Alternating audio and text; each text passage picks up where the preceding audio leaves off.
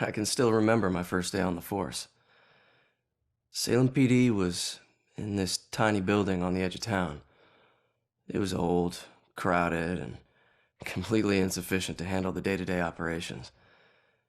Protecting Salem was getting harder and harder.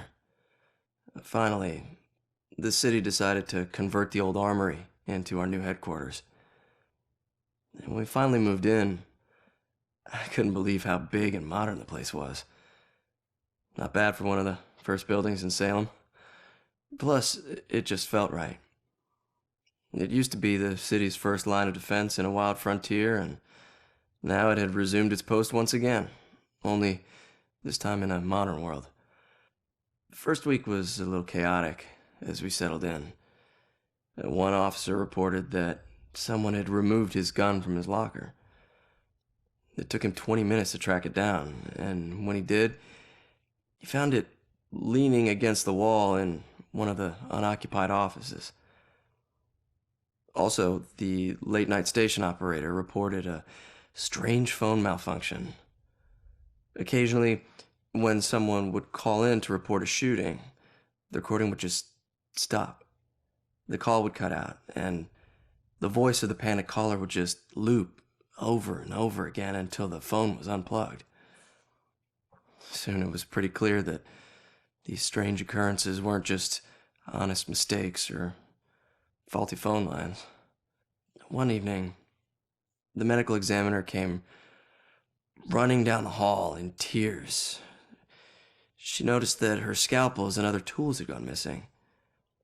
She went to get more from the cabinet, but stopped cold at what she saw in the reflection.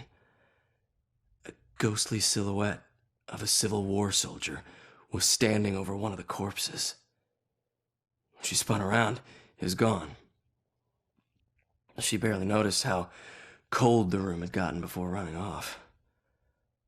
Of course, the guys didn't believe her. Hell, I didn't either, till I saw it with my own eyes. I was working late and got up to get more coffee. As I rounded the corner, I saw it in the reflection of the trophy case. It was staring right at me. He lifted an old, ghostly rifle and pulled the trigger.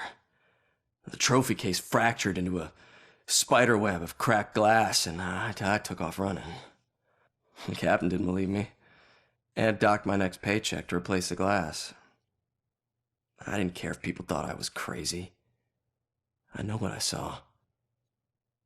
People sometimes ask me if anyone else has seen it since, or if the Specter still roams the halls. I always tell them the same thing. I wouldn't know. I transferred to Boston.